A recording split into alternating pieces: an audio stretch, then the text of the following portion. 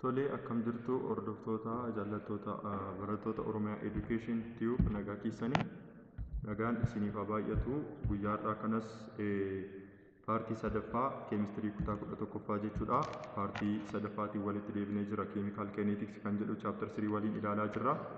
Guyyaa har'aa kanas immoo itti fufnee kan nuti wal wajjin ilaalu paartii sadaffaadha jechuudha. Paartii sadaffaa kana keessatti mata duree nuyi ilaallu waa'ee factor affecting rate of chemical reaction kan jedhu ta'a. Sana dura garuu isa paartii lammaffaa keessatti exercise 4.3 dhaa fi akkasumas immoo example 4.3 isa hafi sana jechuudha kan wal wajjiniin ilaallu ta'a jechuudha. Kanaaf turtii gaarii qabaadhaan isiniin jedha. Kallattiidhaan gara barnoota keenya guyyaa har'aatti haa darbinu. Jalqabaa example kanarraatii eegalla. Example 4.3 consider the gas phase reaction that occurs when mix 1 mole of hydrogen and 2 mole of iodine chloride at 230 degrees Celsius in a closed 1 liter container. Reaction in asitti barreeffamee jira. Kani hydrogenii la hundi isaanii gas phase dhaan jiru. Akkasuma moolii hydrogenii tokko akkasumas immoo moolii iodine chloride lama akkasumas immoo kan moolii iodine asirratti product irra kan jiru tokko inni kuni kan hydrochloric acid kana moolii lama jechuudha akka kanaatti nuuf kennamedha. From the experimental data given in the table below determine the instantaneous rate of reaction at times equals to 2 seconds. Kanaaf example kun maal wanti inni adda isa godhu exampleota kaan irraati instantaneous dha akka warra kaanii average miti jechuudha. Kana jechuun at specific time isaa yommuu lama kanarra ture jechuudha. Kana jechuun interval miti time isaa yommuu kanarra ture specific time kanarratti jechuudha malee akka isa dura tokkoo fi lama gidduu yookaanis immoo sadii afur gidduu jennu sana miti jechuudha. Kanaaf data kana fayyadamnee data armaan gadii jedha daatichi isa kanadha jechuudha. Teebilii kana fayyadamnee wanta kana calculate goonaa jechuudha. Kanaaf row isa jalqabaa kanarratti kan kennameeru taayimiidha. Taayimiin isaa seekondii 0 irratti seekondii 1 seekondii 2 seekondii 3 irratti jedhee seekondiidha jechuudha. Irra keessatti barreeffamanii kan jiran kun yookaan immoo taayim in the secondiidha jechuudha. Seekondiidha yuunitiin isaa. Irra keessa kanatti kan kennamanii jiran asirratti kan kennamanii jiran immoo kanii concentration iodine chloride jechuudha. Concentration iodine chloride jala kanarratti kan kennamanii jiran immoo kan concentration kan hydrogen yookaan H2 kanaati jechuudha. Kan nuti gaafatamne kan isa kanaa wanta ta'eef kanuma isa kanaa qofa irratti kan nuti xiyyeeffannu jechuudha. Kunuunsa jalaa kana jechuudha. Kanaaf giraafii kaasuudhaan asirratti ka'ee waan jiruuf giraafii kana ilaalla jechuudha. Waliin giraafiin haala kanaan ka'ee jira. Kitaaba irratti hojjetamee waan jiruuf asuma irratti ilaalla.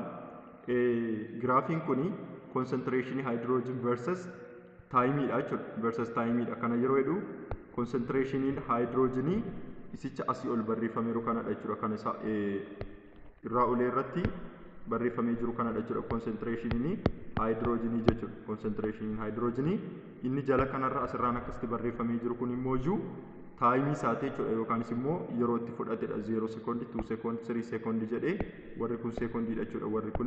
Warri jalaa kuni inni asii ol barreeffamee jiru kun immoo 0 irratti meeqa ture kuno tokko ture jechuudha. Tokko ture akka kanaatti inni kun asii ol concentrationidha. Inni kun immoo taayimiidha jechuudha. Taayimiidha kan isaan nutti argisanii inni kun taayimii inni kun immoo concentrationidha jechuudha. Concentrationidha. Kanaaf haala kanaan giraafii erga kaasnee akkuma jirutti teebilii isaa erga kaasnee jechuudha. Asirraan akkuma teebilii sana irratti kennamee jirutti jechuudha. Lakkoofsa 0 2 4 6 8 jennee hanga 14 akka kanaatti taayimii isaa erga barreessine asiin olis immoo concentration isaa akkuma kennamee jirutti erga barreessinee booddee kan nuti gaafatamne seekondii 2 irrattidha jechuudha. Seekondii 2 irrattidha. Kanaaf seekondii 2 kuni straight line akka kanaatti draw goonee jechuudha. Straight line haala kanaan draw goonee kanarra qixa kanaatiin draw goonee bakka kana tuqaa wayii keenye qixa kanaatiin immoo addina kanadha jechuudha kan barbaadamaa jiru.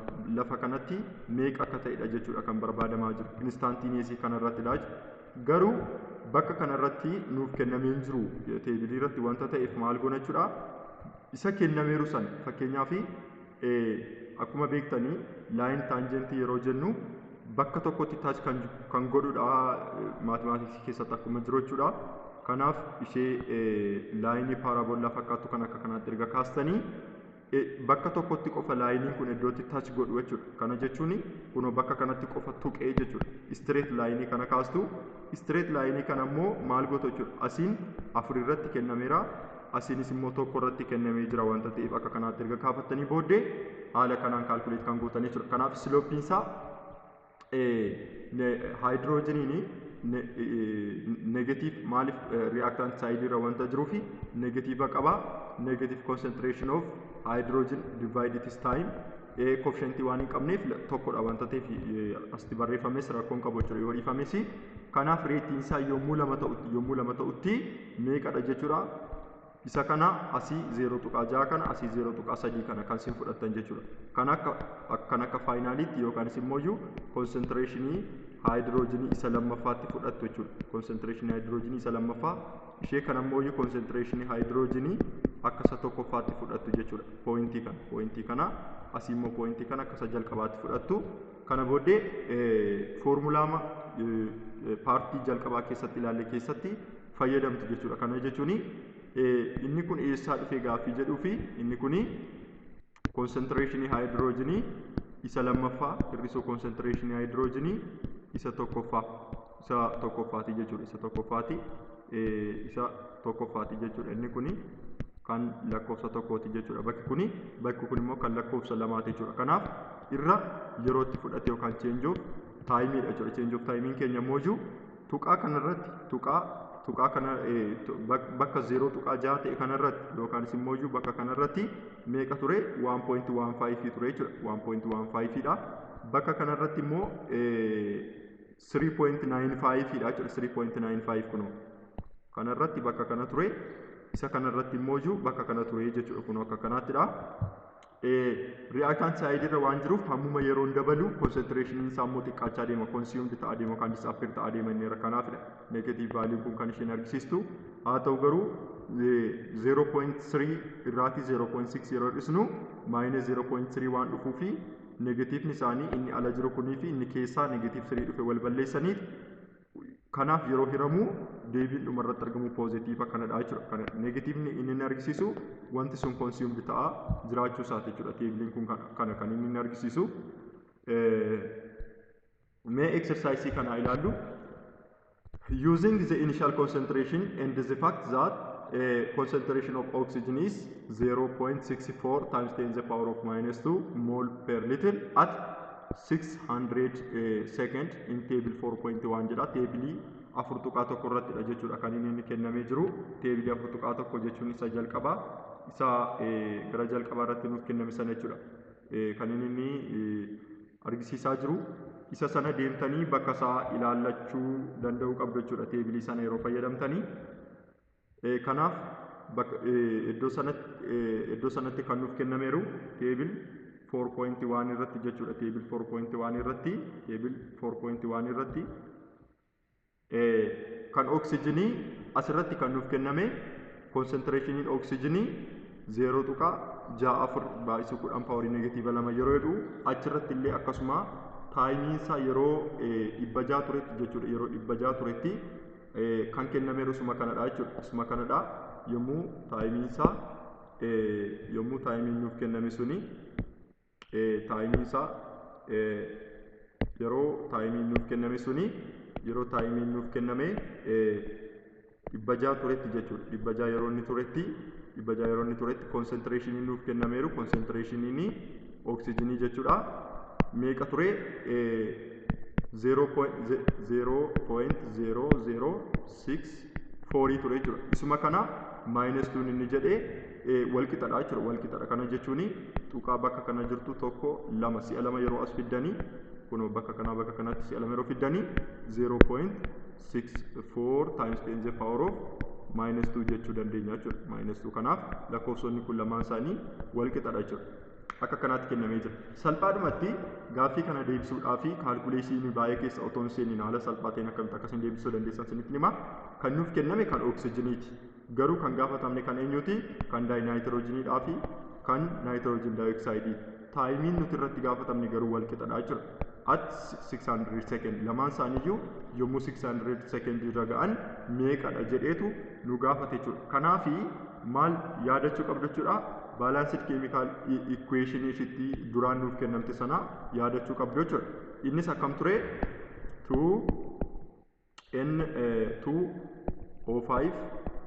2N2O5 it give 4NO2 plus O2 akka kanaa ture jechuudha. Koefficientii isaanii kana yaadachuuni haala salphaa ta'een kan oksijiinii kana erga nuuf kenname kan isa kaanii akka nuti kaalkuleet goonuuf nu gargaara jechuudha.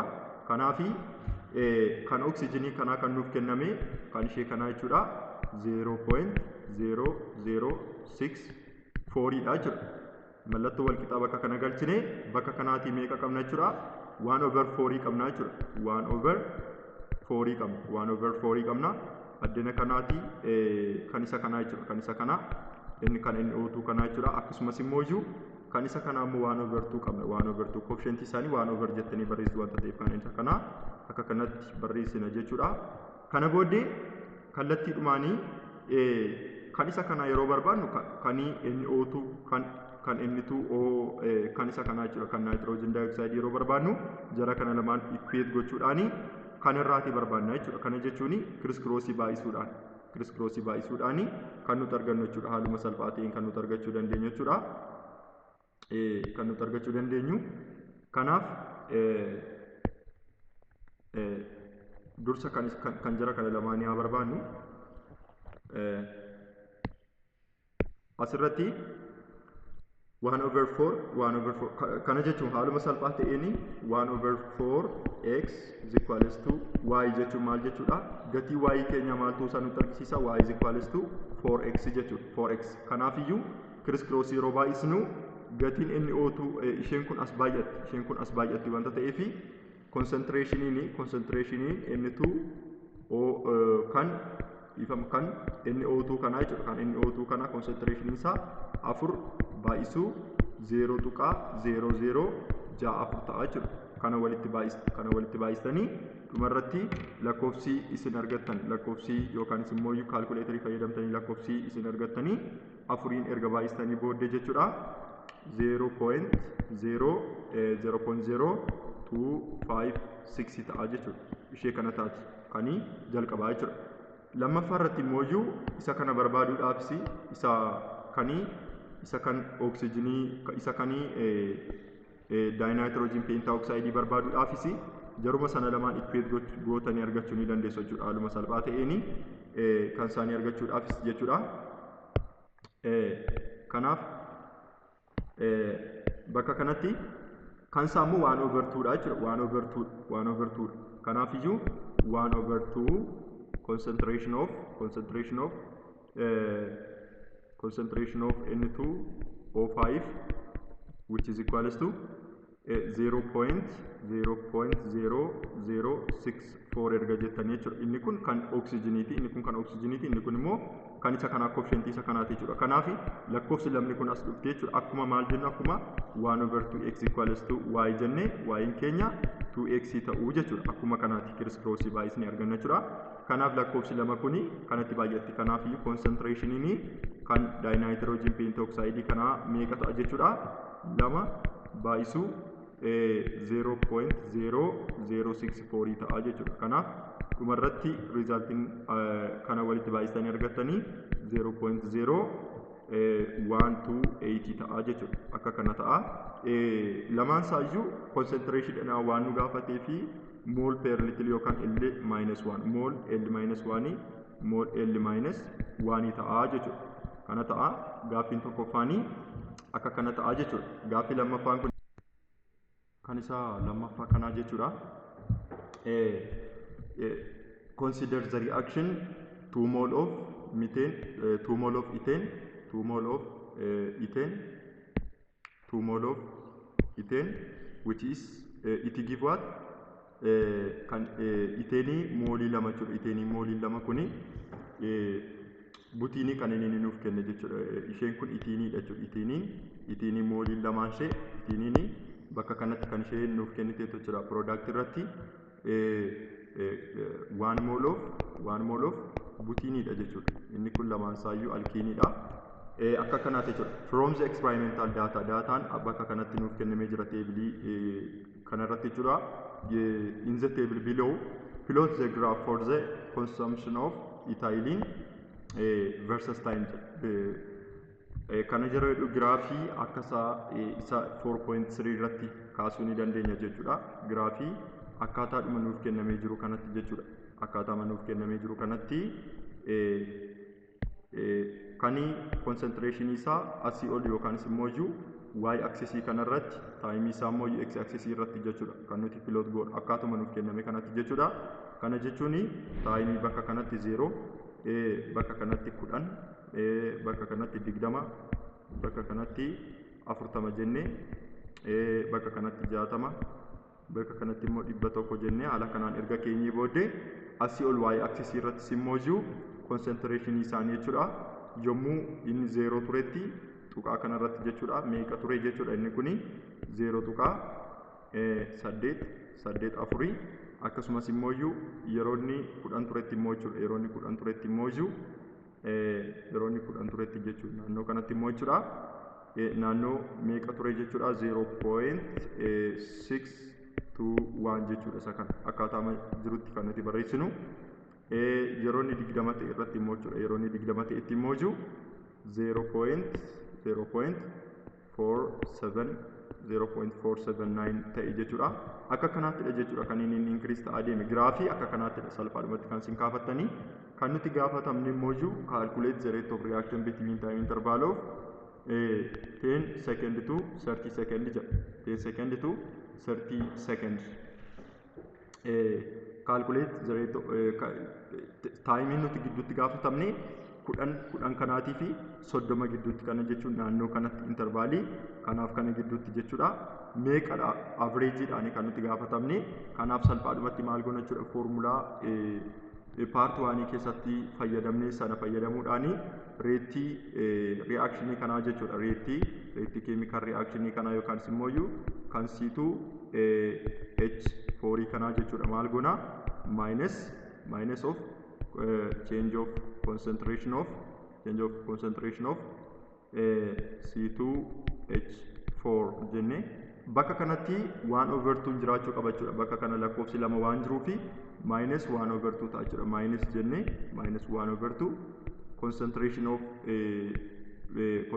of ethene erga jenne booddee divide it change of time jenne haala kanaan kan nuti calculate goonu jechuudha. Giraafiidhuma kanarraati kan nuti barbaannu. Kanaafi inni kuni faayinaalii meeqa nuuf kenname 30 irratti jechuun egaati teebilii kanarratti kennameen jiru garuu giddu galeessa jira kana yoo fudhanne gaarii ta'a jechuudha. Giddu galeessa jira kana jechuun haa jennu fakkeenyaaf lakkoofsi giddu galeessa kana lamaan gidduu jiru x dha yoo ta'e kana jechuun akkas yeroon jedhu 0.621 plus 0.479 divide by 2 jedhee lakkoofsa ta'e tokkoon argadha jechuudha. Lakkoofsuni 30 irrattidha jechuudha. Maaliif giddu galeessi 10 fi 20 30 wanta ta'eef taayimiin keenya 30 bakka kanattidha jechuudha. Kun poointii kanarrattidha. Kanaaf naannoo kanatti wanta ta'e x value arganna jechuudha. Maal goona jechuudha? X value kanarraati ishee bakka kanatti arganne irraati bakka kanattidha jechuudha. X value nuti arganne kanaaf kana gidduutti jechuudha. Kanaaf x irraati maalirra isna jechuudha 0.621 hir'isna divide by change of timing keenya immoo change of timing nuuf kenname bakka kanatti 10 bakka kanatti 20 bakka kanatti 10 wanta ta'eef dhiifama 30dha. 30tu nuuf kenname jechuudha. Okay, dhiifama asirratti waan hunda gongore 30 irratti wanta ta'eef 30ni lafa kanattidha jechuudha. Kun bakka kanatti lakkoofsa ta'e wayii barbaanna jechuudha. Yookaanis immoo x value wayii barbaanna. Lakkoofsi nuti barbaannu suni lakkoofsi nuti barbaannu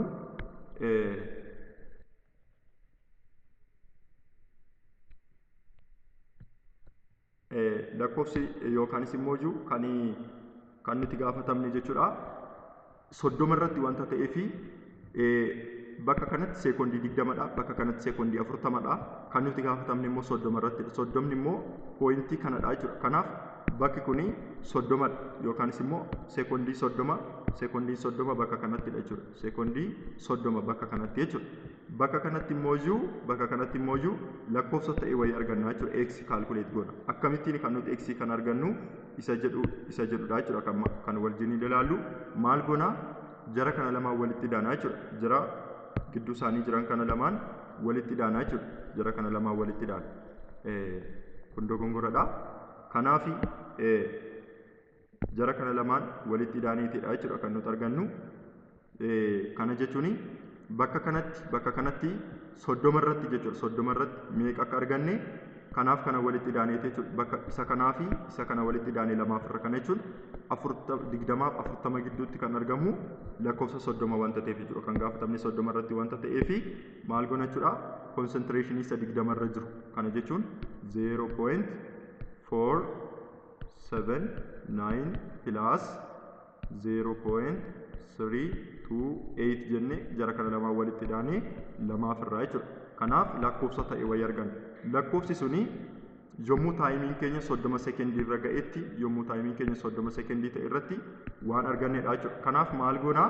Isa akka faayinaaliitti fayyadamna jechuudha. Bakka kanatti x kan ta'e arganneerra bakka kanatti immoo kan fudhanii 0 tuqaa meeqa qabna jechuudha. 6 2 1 qabna wanta ta'eef x kanarraa hir'isna jechuudha. Kanaaf iyyuu maal ta'a?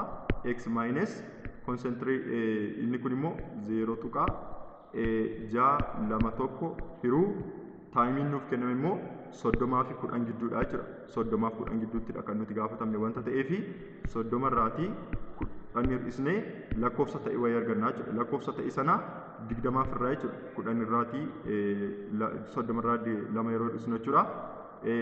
Kana ta'a jechuudha. Kanaaf waan ta'ee lakkoofsa dhumarratti argannu deebisaa isa sana ta'a jechuudha. Inni kun immoo inni kun intervaalii gidduutti kennamedha akkasaa egzaampilii fakkeenya isa duraa wajjin wal fakkaata. Inni kun immoo instantaneous yookaan egzaampilii isaa sadaffaarra yookaan immoo 4.3 sana wajjin wal fakkaata jechuudha.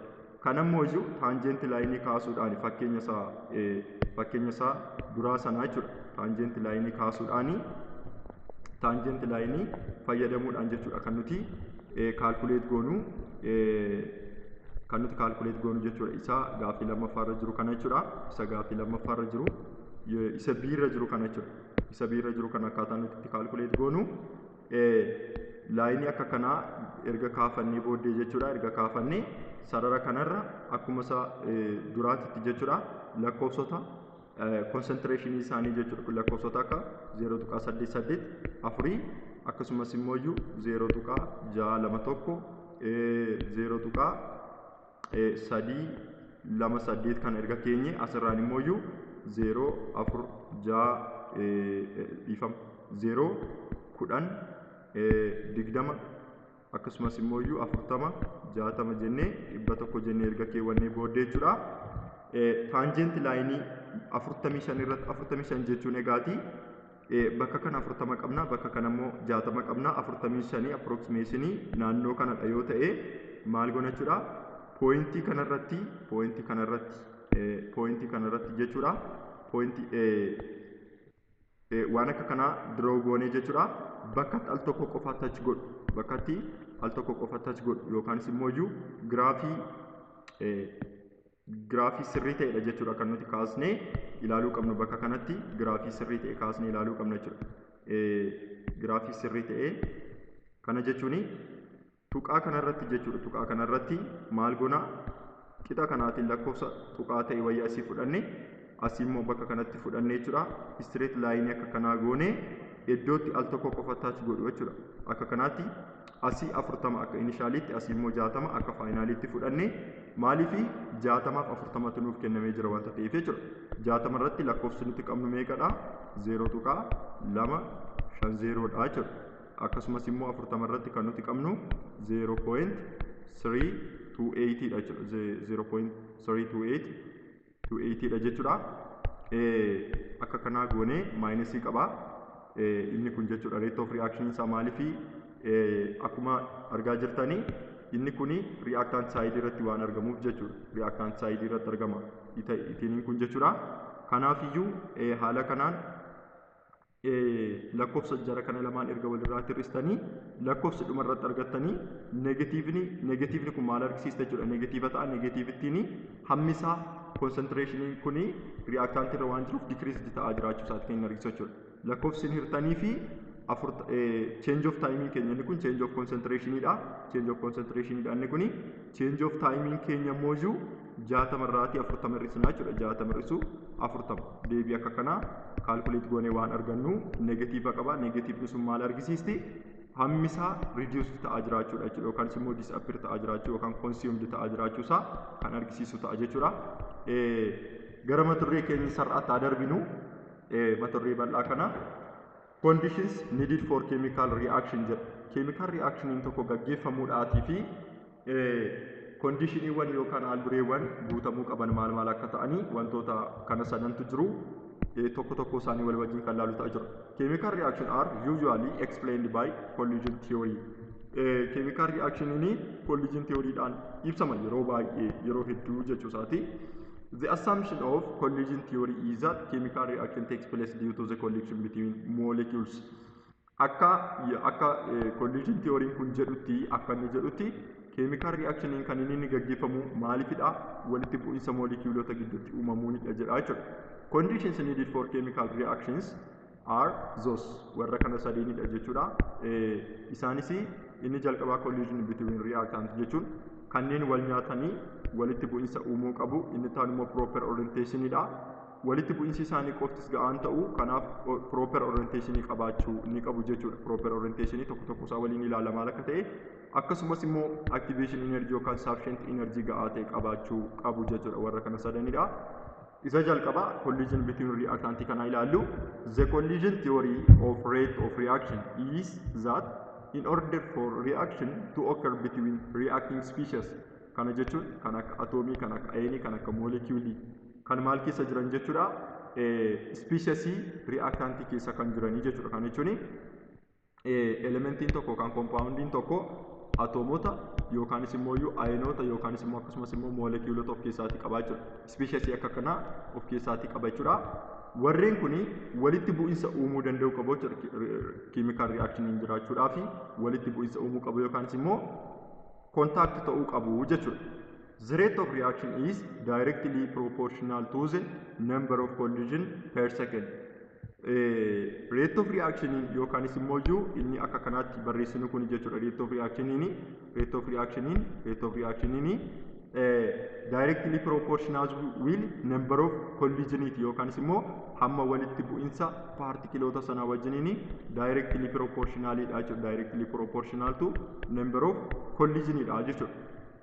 Kana jechuun hammuma number of collision yookaanis immoo walitti bu'insi molecuulota reactantii dabalu rate of reaction keenyas dabala jechuudha. Kanaaf directly proportional kan jennu. The rate of reaction is directly proportional to number of collision per second. Number of collision per second yeroo jennu yeroo kenname keessatti taayimii kenname keessatti jechuudha. Kanaaf yeroo sanaaf indirectly proportional dha jechuudha. Kana jechuun x is equals to y over a yeroo jennu x fi y directly proportionally walitti garuu x fi n indirectly dha. Kana jechuun isheen kun time yoo taate isheen kun immoo number of collision yoo taate x kun immoo rate of chemical reaction yeroo ta'u akka kanaatti dha jechuudha kan ibsamu. Yeroo isaa yeroo duukaa indirectly yookaanis immoo indirect proportion yoo ta'u isa kana duukaa immoo direct proportion ta'a jechuudha. Kun akka kanaatti asirratti teebilii kanarratti ibsamee jira. Number of collision akka denominatorit irra keessa kanatti barreeffamee jira. Inni kun immoo akka waamsisaatti jechuudha. Inni kun akka waamamaatti irra keessatti barreeffamee jira. Inni kun immoo akka waamsisaatti jalatti barreeffamee jira. Kanaaf rate of reaction keenya number of collision duukaa directly proportion dha. Taayimii duukaa immoo second yeroo jennu unity taayimiiti. Taayimii duukaa immoo indirectly proportion dha jechuudha. Inni lammaffaan immoo proper orientation. According to collision theory, the more collision there are, faster rate of reaction will be. Akka collision theory ti kanneen more collision yookaan baay'inaan kan walitti bu'anii faster rate of reaction akkuma akka kana bakka kanatti ibsinee jechuudha. Kana jechuun teebiliin kun kan isheen argisiistu the more collision, the more collision, number of collision reactant are, the more factor, yookaan immoo the faster rate of reaction jechuu dandeenya jechuudha. However, not all collision between reacting species result a reaction. Haa ta'u garuu walitti bu'insumti reactantota gidduu jiraateef immoo reaction uumameera jechuu hin dandeenyu jedha. This is because kunis immoo sababni isaa collision between reactant can be either effective or ineffective. Walitti bu'insi isaanii effectivis ta'uu danda'a, ineffectivis ta'uu danda'a. Kanaaf collisionini bakka lamatti qoodamaa jira. Effectiviin kuni isa productive favor godhudha. Inni kun immoo isa reactantii favor godhudha yookaan reactionii keenya gara duubaatti isa deebisudha jechuudha. Inni kun immoo reactantii keenya gara fuulduraatti forwardii backwardiidha jechuudha. Jarri kuni tokko tokkoon isaanii asirra jiru. Effective collision are collision that results a reaction to form desired product. Productii barbaanne kan argannu effective collision kana yoo qabaannedha jechuudha. Collision wantoonni reactantii keessa jiran yommuu walitti bu'an reactioniin gaggeeffama jenneerra. Haa ta'u garuu walitti bu'insi reactantota ammoo bakka lamatti qoodama. Innis effectiveidhaa fi ineffectiveidha jenneerra jechuudha. Kan nuti desired reactant yookaan productii barbaanne argannu yoo wantichi effective ta'e, yoo effective ta'e. Garuu ineffectiveidha taanaanii duubatti deebisa yookaan reactantii arganna yookaanis immoo productii barbaanne hin argannu jechuudha ineffective kanarratti.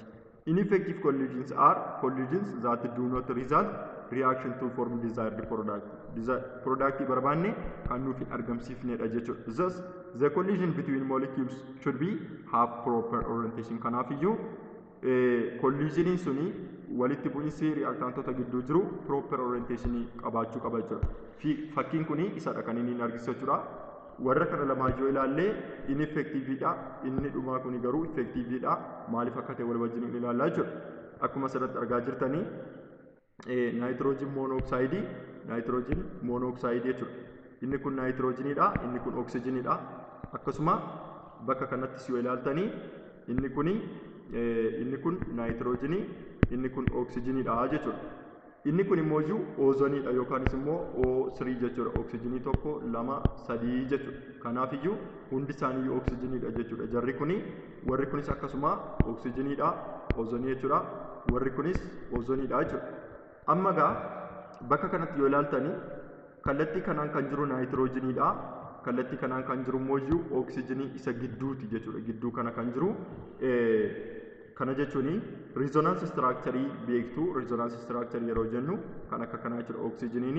Ozoniin kuni double bond kan inni uumuu danda'u oxygenii sadiitu jira inni irra. Inni gidduu kuni kana duukaas uumuu danda'a, kana duukaas uumuu danda'a. Garuu lamaan isaanii duukaa al takkaatti uumuu hin danda'u jechuudha. Sababni isaayyuu -2dha wanta ta'eef chaarjiin isaa jechuudha. Garuu maalidha jechuudha?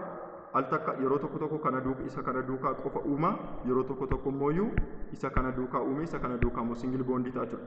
Kanaaf innichi gidduu kuni reactioniidhaaf active miti jechuudha karaa biraa. Reactioniidhaaf inni gidduu kuni hindered ta'ee jira wanta ta'eef kallattii lamaanii itti marfamee jira.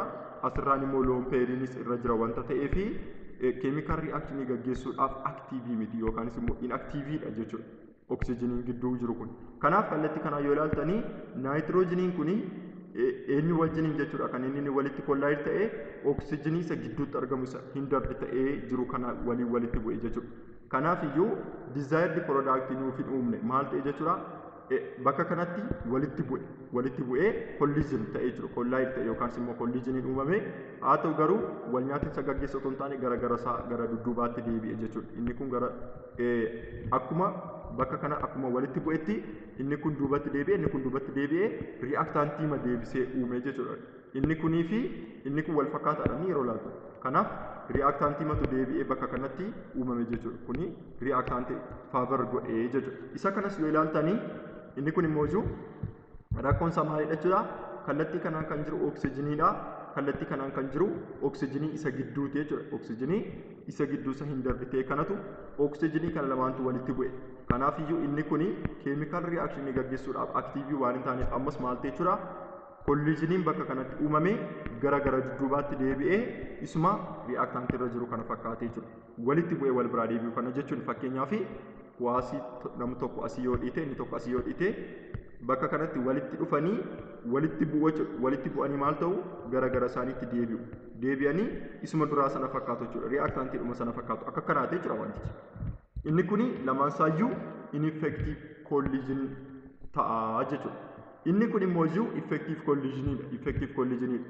Maaliifi asirratti fiigayii kana seeraa yeroo ilaaltanii bakka kanaa inni kuni kana duukaadha jechuudha kan inni walitti kollaayid ta'e inni kun lees hindardiidha. Kana jechuun maayinus chaarjii ofirraatii qabachuudha. Maaliif asii chaarjii lamaanidha kan inni baalaansii ta'u akkuma beektan O maayinus 2 wanta ta'eefi double bondiidhaanidha jechuudha kan inni baalaansii ta'u kan niwutiraal ta'u. Haa ta'u garuu inni kun singil bondiidhaan waan jiruufi singil bondiidhaani inni kun jechuudha. Oksijiinii innichi kun lamaan singil bondiidhaan kan isaan jiran inni kun garuu dablii ta'ee yookaan immoo stable ta'ee waan jiruuf jechuudha. Stable ta'ee waan jiruuf inni gidduu kun aktiivii miti keemikaal riyaakshini irra. Asitti garuu isicha kana duukaa walitti bu'ee jechuudha. Isa kana duukaa. Kana jechuun inni kun aktiiviidha jechuudha. Yookaan immoo maal ta'ee hin jiru wanta ta'eefi stable ta'ee hin jiru wanta ta'eef jechuudha. Stable ta'ee hin jiru wanta ta'eef jechuudha.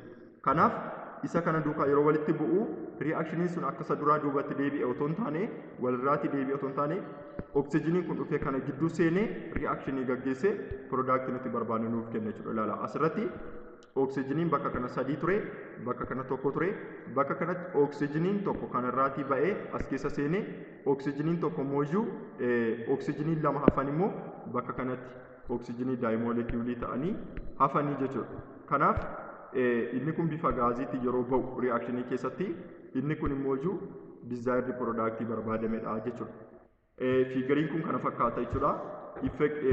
Collisioning qofti gahaa miti. Kanaaf iyyuu maal ta'u qabachuudha proper orientation yeroo jennu orderiin isaanii akkaataan isaaniitti walitti bu'an suni proper yookaan wanta barbaadame ta'uu qabachuudha. Desired product argachuudhaaf jechuudha.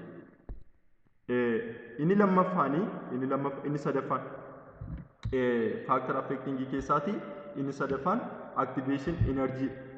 If the collision between reactant molecules do not have sufficient energy,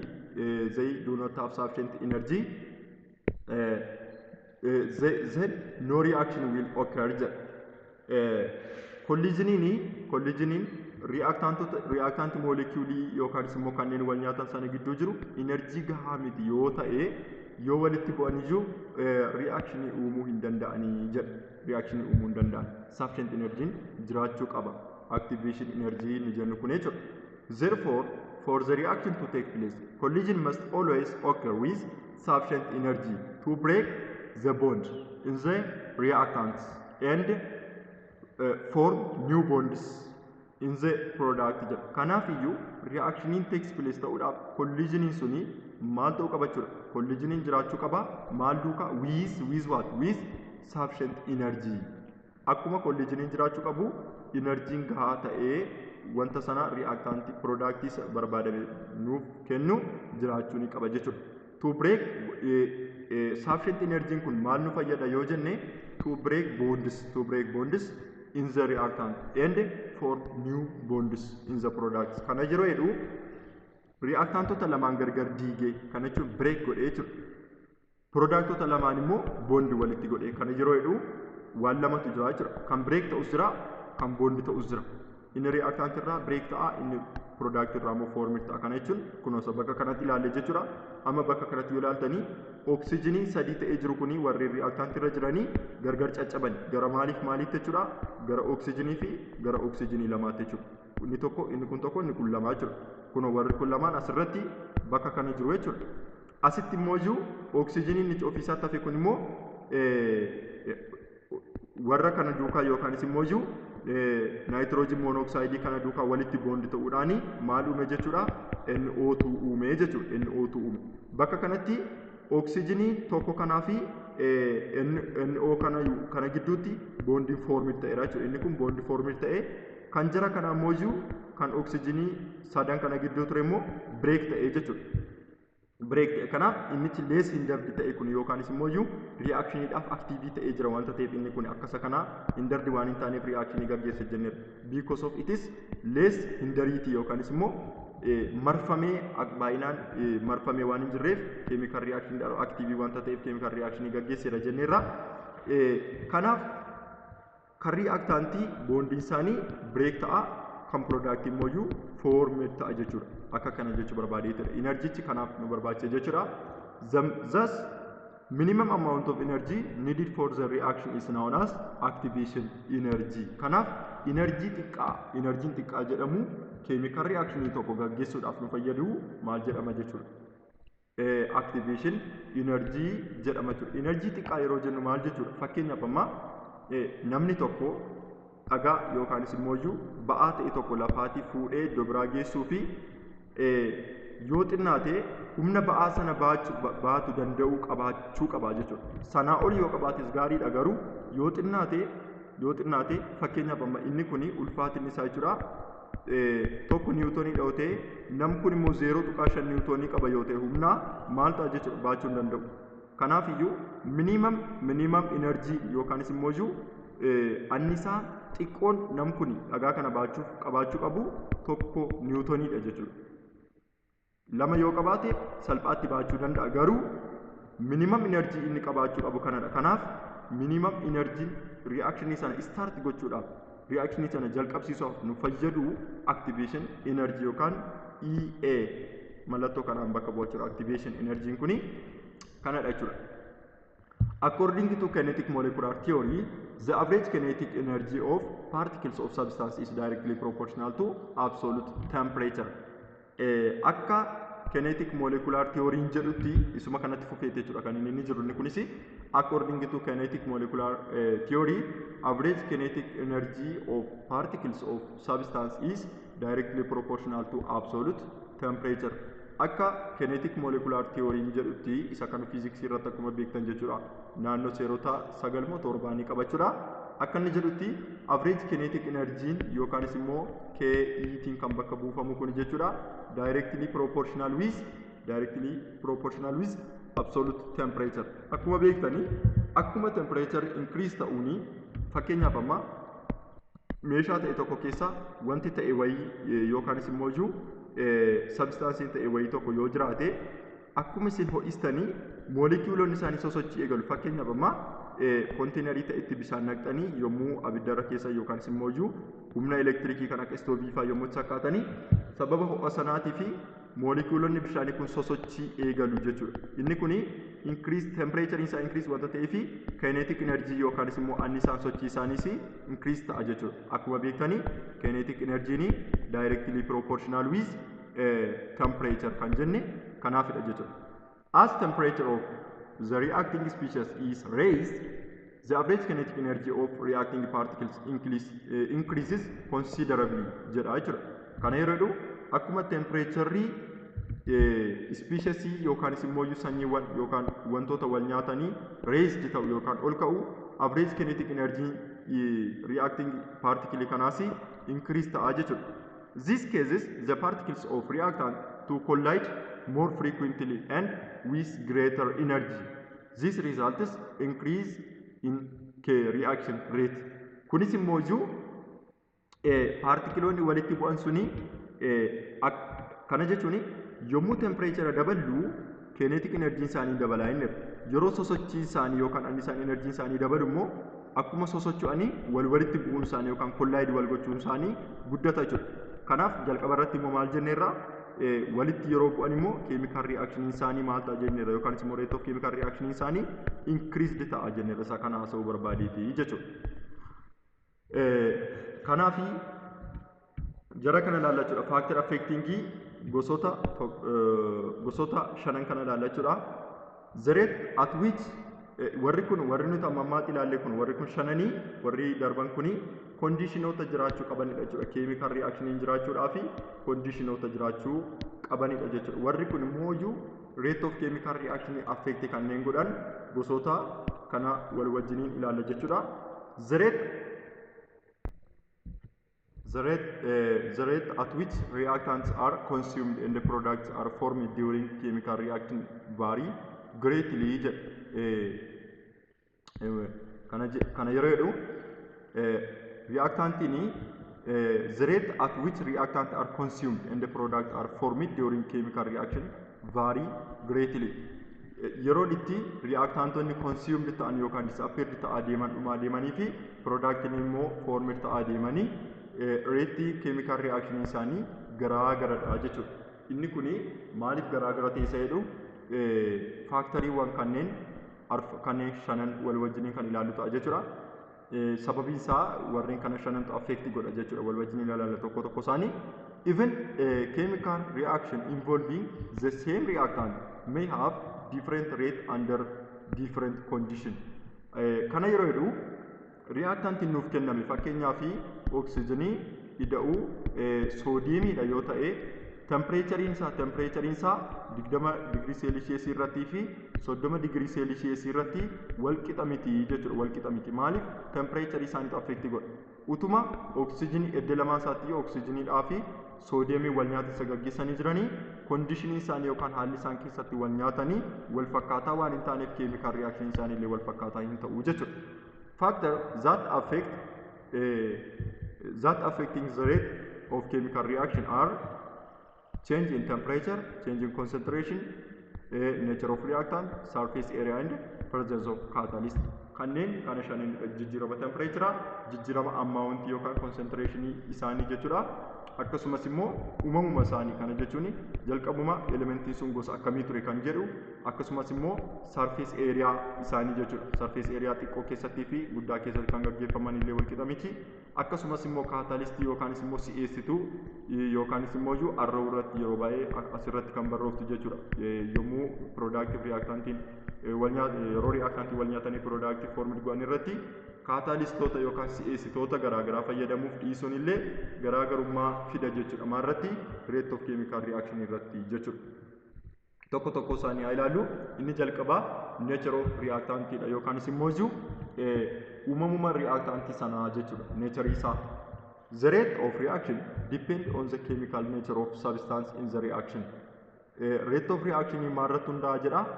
Chemical nature substance sanarratti hundaa'a. Even similar reactions may have different rate under the same condition. Reactioning wal fakkaataanii rate garaagaraa qabaachuu danda'a. Maal keessatti in the same time in the same condition.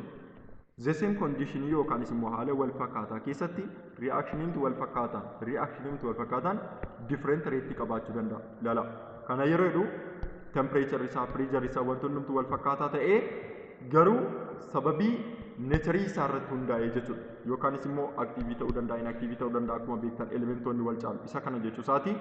Kanaanidha jechuudha garaagarummaan isaanii. For example, if small pieces of metal, iron and sodium are left in air, the sodium react completely overnight, whereas iron barely affected. Amma gaa iddoo lamaan isaatti yoo ilaaltanii eeyiriidha jechuudha kan isaa wajjin eeyirii wajjin wal nyaatan eenyutu small piece yookaan immoo cittuu yookaan waan hamma xiqqoo meetaalii ayireniidhaa fi sibiila soodiyeemiitu qilleensa wajjiniin yookaan eeyirii wajjiniin reactionii gaggeessee jechuudha. Maal kun egaa conditionin hundi isaa wal fakkaataadha jechuudha. Temperature isaa akkasumas immoo eeyirii wal fakkaataadha. Garaagara kan ta'e eenyudha ayireniidhaa fi soodiyeemii qofadha jechuudha garaagarummaan isaan qaban. Amma gaa gara maaliitti deemaa jirra? Akkamittiin nature of reactantiin affect godhasa jedhudha jechuudha. Uumamuma isaanii irraa yoo ilaaltanii ayireniidhaa fi soodiyeemiin wal qixa miti jechuudha hammi aktiivummaa isaanii. Inni kuni group 1 keessatti argama kanaafiyyuu Na+1 jennee kan nuti barreessinu kanaafidha jechuudha. Kana jechuun 2 8 11 wanta ta'eef jechuudha atomic number isa. Kan isa kanaa garuu transition elementii keessatti argamaa jechuudha. Innis immoo +3dha jechuudha. +3dha kanii ayirenii kana. Kanaaf isa kamtu irra caalaatti aktiiviidha jechuudha. Soodiyeemii kanadha jechuudha. Kanaaf eeyirii duukaa yookaan qilleensa duukaa wal nyaatinsa gaggeessee completely kan dhume yookaanis immoo reactantiin isaa guutummaa guutuutti gara productiitti consumed kan ta'e isa kami jechuudha. Isa soodiyeemii kanadha. Sababni isaa aktiivii wanta ta'eef jechuudha. Uumamuma irraati aktiivii wanta ta'eef jechuudha. Inni kun garuu yookaan ayireniin kun garuu hin hafee jechuudha. Xiqqoo amma isa sana wal nyaatiinsa guutummaa guutuutti hin gaggeessine jechuudha. Kanaaf rate of reaction kan isa kamii caalee kan isa soodiyeemii kanaatu caalee jechuudha. Rate of reaction kan soodiyeemiitu isa kan ayiranii irra caalee jechuudha. Kanadha jechuudha.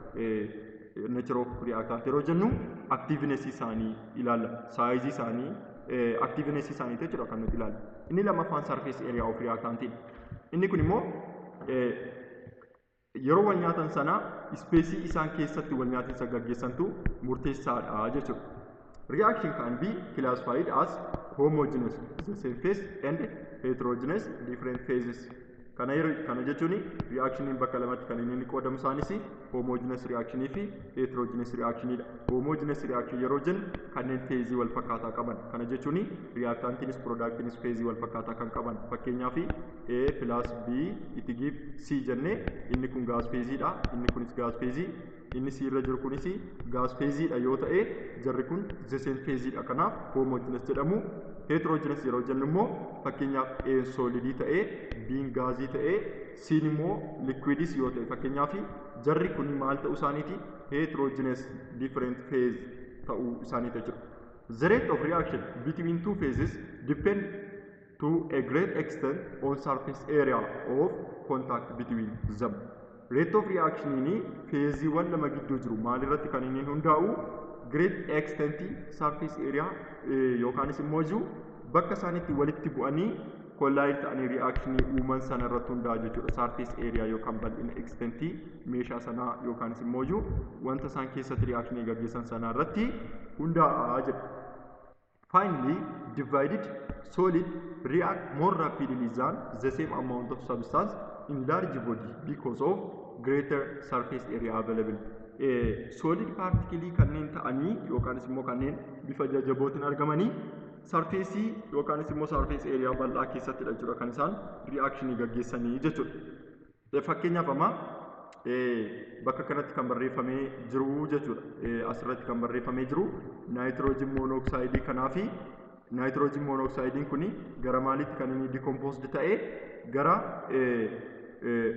walakkaa molekiulii nitrogenidhaa fi walakkaa oksijiniitti yookaanis immoo gara kanatti kan inni decomposed ta'ee jiru jechuudha. Kanaaf surface areaan inni kun keessa turee fi inni kun keessa jiru wal qixa miti jechuudha. Kana yeroo jedhu jarri kun bakka kanatti walitti bonded ta'anii jiru wanta ta'eef hamma ta'e waan xiqqoo keessa jiraachuu danda'u. Garuu productiin isaanii hammuma isa duraa sana keessa taa'uu hin danda'u. Kana jechuun iddoo qullaa barbaada jechuudha.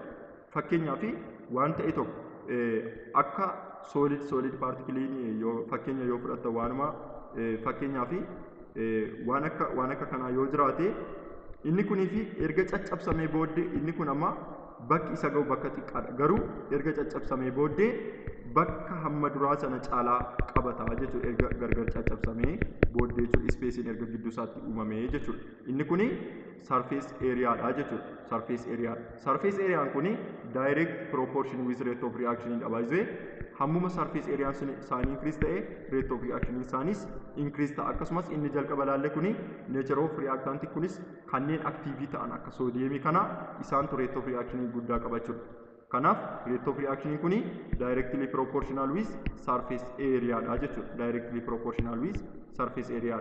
Hammuma rate of reaction increase ta'u hammuma surface area increase ta'u rate of reaction keenyas increase ta'a jechuudha. Kanaaf inni sadaffaani viidiyoon kun baay'ee dheerachaa jira. Dhiifama naaf godhaan siniin jedha gaa Oromoon dhiifama gochuuti waan beekamuuf ijoollee Oromoo na of kolchaan siniin jedha. Paartii ittaanu wanta hafe hundumasaa bal'inaan explain yerootti goonuu ta'a jechuudha. Viidiyoon kun baay'ee waan dheeratee fi yeroo ittaanu factor affecting naannoo 3 hafee jira 2 ibsineerra hundumasaa wal wajjin kan ilaallu ta'a. Paartii ittaanu hordofaan siniin jedha. Ammasitti yeroo barnoota garii siniif haa ta'u.